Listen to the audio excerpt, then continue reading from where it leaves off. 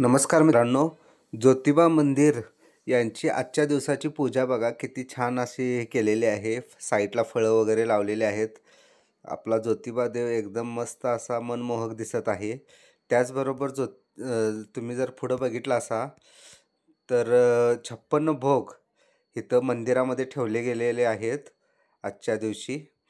तर हे 56 भोग तुम्हाला दिसत असतील. आपण पूर्णपणे झूम करून बघूया. तर सर्व काही पुरी असू दे, चकली असू दे, लाडू असू दे, मिठाई असू दे, जिलेबी असू दे, कानुलं, चकली, करंजी, लाडू हे सर्व काही इथं आपल्याला दिसत आहे. तर 56 भोग हे आपल्या ज्योतिबा देवासाठी अर्पण केलेले आहेत. सर्व भटजी मंडळी इथं उभे आहेत, तुम्ही बघू शकत आहात इथे.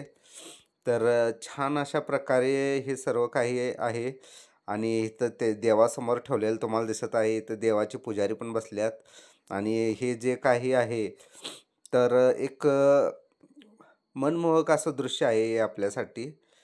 तर इथं ज्योतिबा आपला देव बसला आहात आणि त्याच्यासमोर ते 56 भोग आहेत.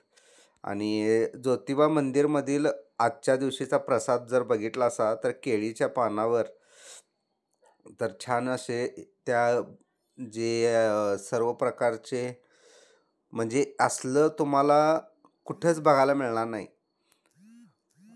प्रसादामध्ये असं सर्व काही पदार्थ इथं आहेत आणि हे फक्त कोल्हापूरमध्येच घडू शकतं आणि कोल्हापूरच्या ज्योतिबा मंदिरामध्येच येऊ शकतं. याचं अजून एक उदाहरण आपल्याला बघायला मिळालेलं आहे. तर सर्वांनी परत एकदा म्हणा, ज्योतिबाच्या नावानं चांग भलं, चांग भलं, ज्योतिबाच्या नावानं चांग भलं, चांग भलं. तर परत एकदा ज्योतिबा देवाचे दर्शन घेऊन हे आपण व्हिडिओ संपूया.